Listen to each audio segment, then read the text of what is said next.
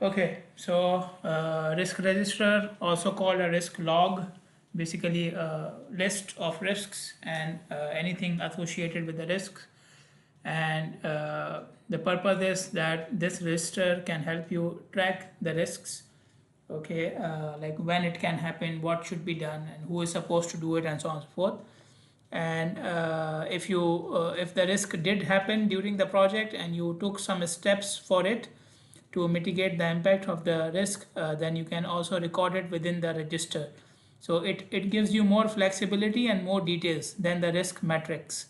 Okay, risk matrix is simpler and it is used for decision making, for prioritization, but risk register has more details.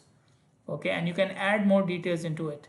So it can help you during the project to know what should be done, who is supposed to do it, and if anything has been done, then what was it.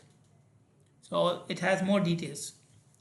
So that's why it becomes a tool for risk management as well as project management. Okay, so the tool is that you can now use it during the project as well. Okay, once you have the risk register and you have done put the details into it, then it decreases the surprise element. What do we mean by the surprise element? We said that risks are uncertain events, so it has some surprise in it by default. But since you have already thought about it and you know what to do when it happens and who to go to and who is supposed to respond to it, so yes, the event is uncertain, but the procedure is completely known. So the response to the risk becomes very systematic and it goes very smoothly. So then the surprise element is reduced in this way.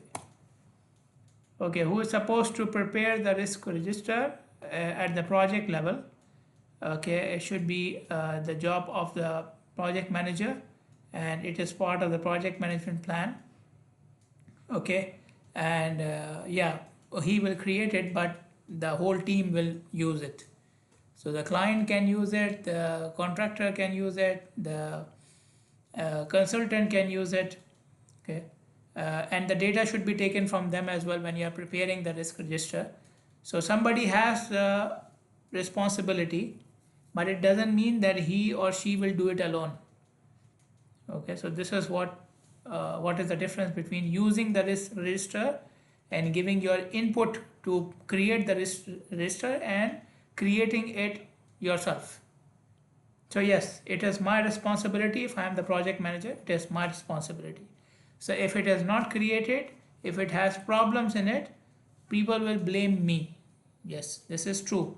But that doesn't mean that when I'm preparing the risk register, I'm only doing it for myself and nobody else is supposed to see it. No, it can be used by any person in the team. And the same goes for giving your input to the risk register. We have earlier talked about brainstorming when you are identifying the risk. So brainstorming is never done alone. It is not effective at all when you are doing it alone because you need to incorporate different perspectives. So the input is supposed to be from the whole team. Yeah, the responsibility is for the manager. He will initiate the process, he will facilitate the process, he will document the process, but eventually he has to take the input from other team members as well. These are the most common elements in the risk register. As I said, you can add things into it. A risk ID, serial number, or an ID according to the project item. So if the risk is related to concreting, I can put a code CON for concrete and then risk number 1. Okay, or I can create ID system based on the priority of the risk. Okay, so like you have the courses 100 level, 200 level, 300. I can do the same thing with the risks as well. Okay, 100 level risks means low priority, 200 level risk. So an ID, okay, just to give you different options for it. Then you have the description of the risk. What is the risk? What is the event that you are calling as a risk? Then what is the probability or likelihood, the chance of this event happening? And this can be in percentage, this can be in high, medium, low. So this can be quantitative or this can be qualitative. The impact, again, same thing. You may provide a fixed number that if this risk happens, then the impact can be 500 BD, 5000 BD, or it can be same as the likelihood, high, medium, low. The impact will be very high, very low, or whatever. A risk response plan. If the risk happens, what is supposed to be done? You may include the entire plan here. You may include a link to the document which will have the plan. You may have a summary here, and the people will take care of the steps and so on and so forth. Okay, but the plan. And then you have the risk owner, the person who is supposed to manage the risk, not the risk register, but the risk itself. Okay, so if the risk is related to design, then the consultant will manage it. He will own it. If the risk is related to material delivery, then you have the contractor dealing with it. If the risk is related to equipment, then you may have equipment supplier. You may be renting the equipment, so that person will own the risk. Okay, so there's a difference between the managing the risk and the risk itself. Okay, so that person will basically tell you that this has happened, and he is the first point of response for that particular event. Okay, and then you have the status. This is the tracking aspect. Now the last one is the tracking aspect. Okay, the risk is still open, it can happen, or it did happen and we are still trying to deal with it. It is mitigated, it did happen, and we did something for it and we reduced the impact. And the other thing is, it happened and now it will not happen in the future. There is no chance it will happen again in the future, so it is closed. Okay, and so on and so forth. Or it did not happen in the past and now in the remaining 1 or 2 days it cannot happen, so close again. So this is a tracking aspect. So you can see here we have everything related to the risk. What is the risk, what to do with it, who will do with it, and is something done for it or not already. So it has all the aspects which you are looking for related to the risk. Okay, usually the risk register, obviously they have entries. If you put the entries in columns, it becomes much more easier for you. Okay, so and then you can filter it, and you can apply different techniques to it. A table becomes easier to represent and becomes easier to analyze as well. You can just use it in Excel and do different sort of analysis with it. Okay, so this is one entry in the risk register, risk ID R1. So you can see a code here. Okay, so it can be simply 1 2 3 4, can be something like this with a code. R1, what is the risk? Delay in material delivery. What are the chances? Medium. What is the impact? Very high. So if material delivery is delayed, then it will create a lot of problems for you in your work because you cannot proceed. Okay.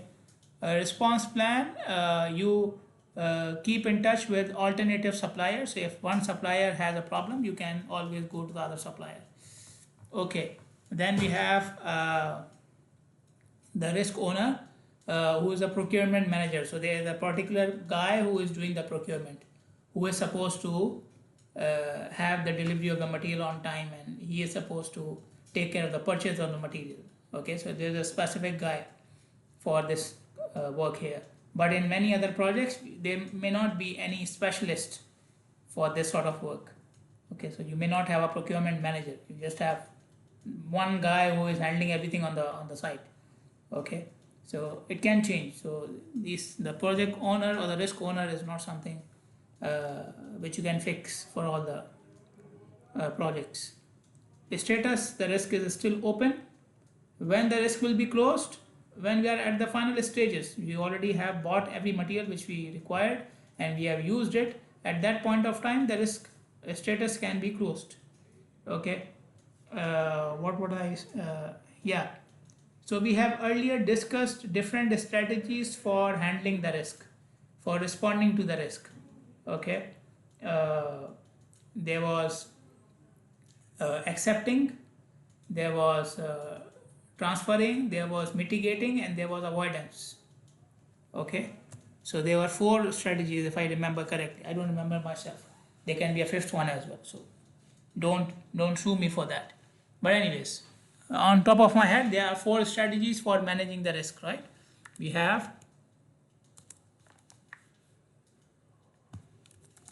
avoidance, mitigation, acceptance, transfer. Okay, out of these four strategies, which one is applied here? The response plan says explore alternative suppliers. So which strategy is this?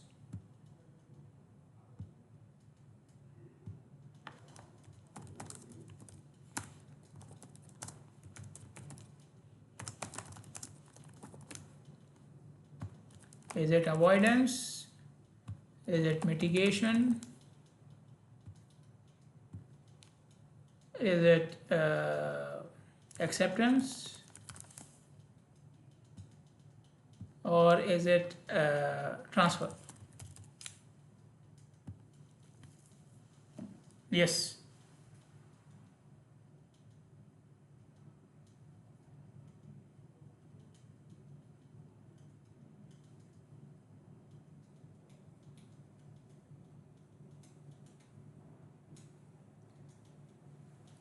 Only two people, three people.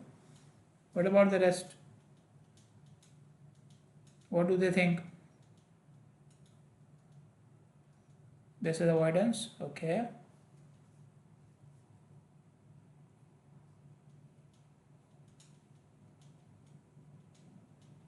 Transfer.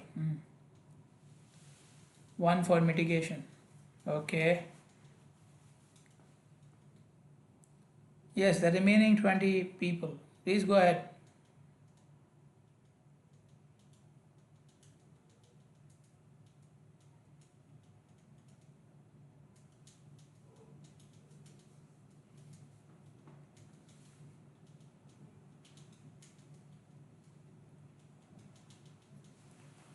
At least we have some difference of opinion, huh?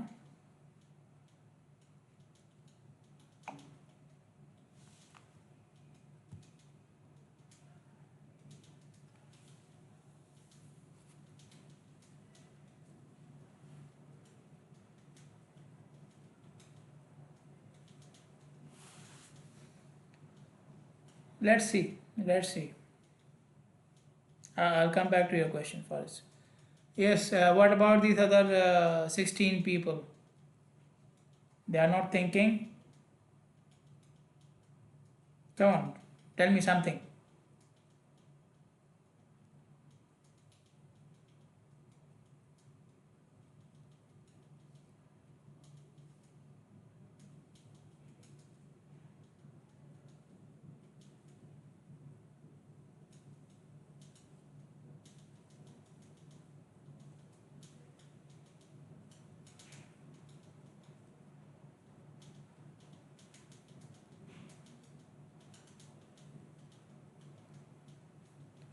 Okay. Yes. Okay. Transfer is not transfer for sure. Okay. And yes, you are correct that, but mainly it will be avoidance. In most of the cases, it will be avoidance. Okay. Because the risk will happen, right? The risk will happen. So there will be a delay. Oh no, sorry, there will be mitigation. Sorry, mitigation. Okay, so my if I am the guy here, I will vote here. Okay, for mitigation. Okay, and my word is the last word, so I'm ending the poll now. Huh? Okay, so yes, in most of the cases it will be mitigation. Okay, because the risk already happened. So your supplier had a problem. Okay, that's why you are going to the alternative supplier. Okay, usually when you start the project, you already talk to the people that okay, I will need this much material on this date. Okay, and then when this doesn't happen, you will go to the other guy. Okay, so yes, it will be mitigation. Okay, you are trying to reduce the impact. But yes, if other suppliers are always on standby and your supplier tells you, I cannot provide the material today, and the other supplier says, I will do it without being late for a minute, yeah, but still it's mitigation, right? Like that you are making the effect zero. So mitigation can be, yes, I'm making the effect zero, but I'm not avoiding it. How can I avoid this one? I can avoid this one if I take all the material in advance, right? So there is no problem of delay then. This is avoidance. Okay, this is avoidance. Or avoidance, another method of avoidance can be, okay, I can have a problem with the cement, okay, or I can have a problem with, let me give you another, I can have a problem with aluminum formwork. Okay, so on a particular member I'm going to use aluminum formwork. Okay, so there could be a problem with the delivery of the aluminum formwork. Okay, so avoidance is, I say, even for this member I will use wooden formwork. This is avoidance. Avoidance means what? From the start I make sure that I will not get into this event. Okay, if this event happens and now you do something, you may mitigate the impact to zero. Okay, so even if the other supplier is on standby and he provides me the material with 0 seconds of delay, I mitigated it. Okay, I mitigated the impact. Okay, but that doesn't mean I avoided. I gave the example for avoidance. Okay, avoidance is, I made sure that this event cannot happen. This is avoidance. So my supplier cannot say no, or even if he says no, I don't mind from the start. Okay, so this will be avoidance. Okay, example of a risk register. So that was one entry, and this is like a whole thing here. Okay, so you have the risk, the ID here. Okay, you can see the ID is different now. Okay, the date, something new, the date on which this issue was raised. Okay, you have the category.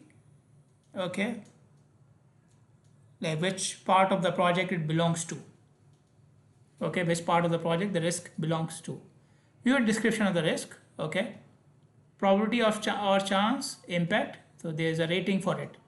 So this number is not a percentage or a BD or something. This is like their own rating. Okay, so 1 means very low chance, 2 means higher chance, and so on and so forth. Okay, and then this is the product final risk score. Final risk score is, you multiply them. In this case you multiply them. Okay, you want to calculate in some other way, that's also allowed. Then you have when it can happen, in what part of the project it can happen. Okay, during the design phase, during the delivery phase, during the contract signing phase, which approval phase. Okay, then you have the risk trigger meaning the indication of the risk.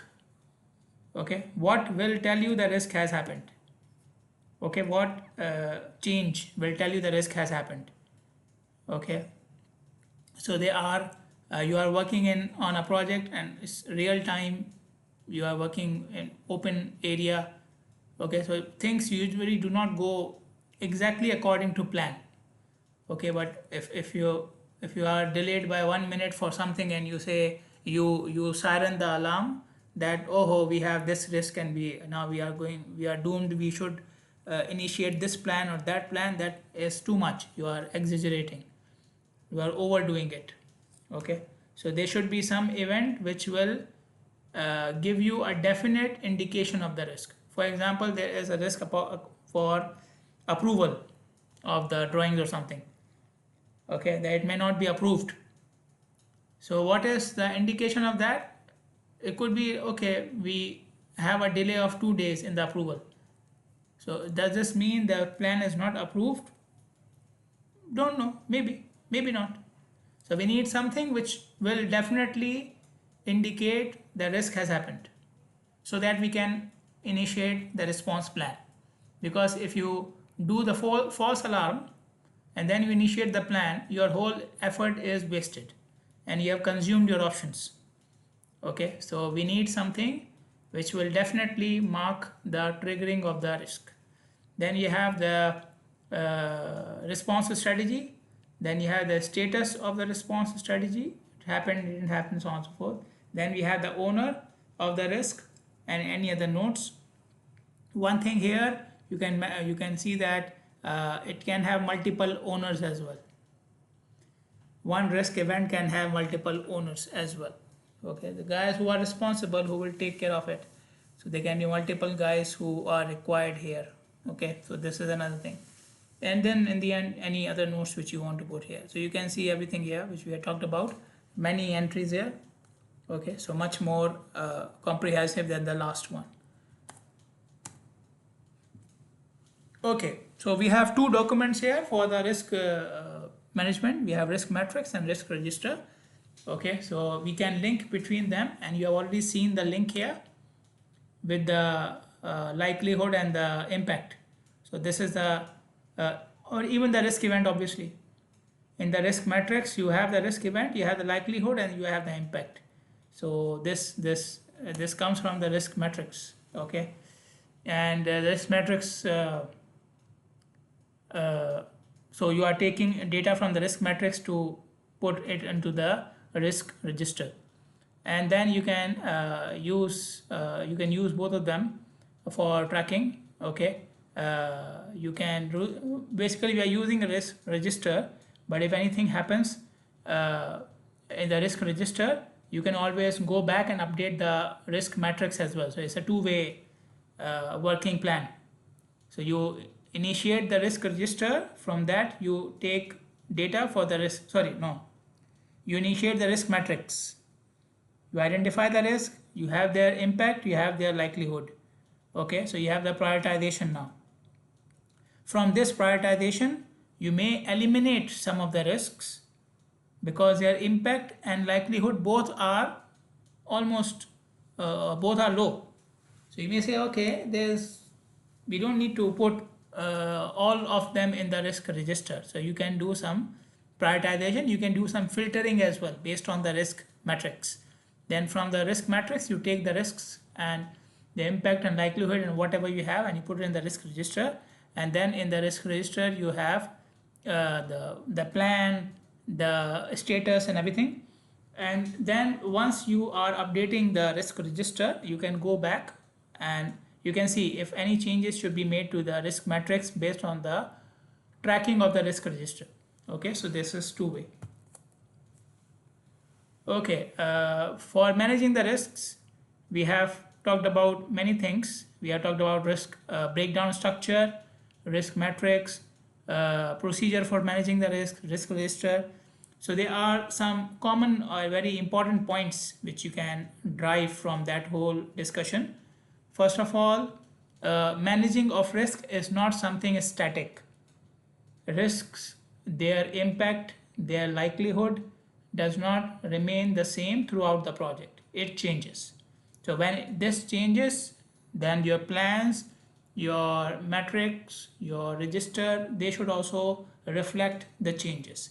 And these changes are not only because of internal factors, they can be because of external factors as well. So you have some external factors which are impacting your project, and they can change the impact or likelihood of a risk. For example, in the current situation we were facing, alhamdulillah, the things are much better now, but external thing happened. We have the airspace closing, and now the chance of material delivery delay is much higher. Okay, so then you go and update the documents, the risk documents. Okay, so it's not something which is static. Okay, secondly, I mentioned it today, I mentioned it earlier as well. Managing the risk, we always need someone responsible. Creating the risk register, risk matrix, we always need someone to be responsible, because if nobody is taking the responsibility, then it will never happen. Okay, somebody has to take the responsibility, but it doesn't mean that this is to be done by that single person. either managing the risk or identifying the risk or preparing the plan or whatever. One person responsible doesn't mean one person uh, doing the job. Okay, so it is always the same case in the organizations, in the projects. Okay, and we have this very wrong mentality that the project manager is this guy, so he will take care of the material and the labor and the equipment and the design and blah blah blah. Okay, and the same thing happens in the organization as well. Okay, he is the guy who is taking care of the accounts, so he should know the budget and he should know the salary and he should take care of the maintenance and everything. He should do it. Okay, yes, he will do it. Okay, he will take the responsibility, but he cannot do it without the help of others. Okay, the project manager cannot work without the help of others. The accounting guy cannot work without the help of others. So it's a team effort, and in the team there must be a leader, there must be one responsible guy. That is how you set up the process. This is how you make sure the thing gets done. Okay, but you cannot single out anybody, you cannot abandon anybody that you should do it because you are having this title. Okay, the title is not the important thing, the seat is not the important thing. Okay, the main thing is the work, and everybody has to be engaged in this work. You prepare the risk documents, and you should review them and update them and monitor your project closely, and whatever you observe, it can should be reflected in your risk documents as well, risk management plan as well. Then do not wait till the last moment to have a full plan of contingency plan. Contingency plan means if something goes wrong, what will you do? That is your contingency plan. So make it in advance and update it when you are going through the project. Okay, don't leave it till the last moment. And obviously the priority should be given to high risk events. Okay, the priority should be given to high risk events. All risk events may not have the same detail of the plan. Anything which is very very unlikely may not have a complete plan. If it happens, we will go in this direction. So you may have something, a brief, a summary of what you need to do. But if something is 99% likely to happen, then obviously you will prepare a more detailed plan for it. Okay, so the level of planning can vary according to the priority and impact and the likelihood or the chance of the risk. But it should not be done in the end, that's for sure.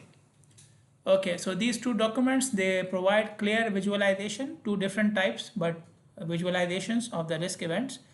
Okay, and they provide you an overview so you don't miss anything. They help you prioritize the risks. You can see even in the risk register we have the risk index.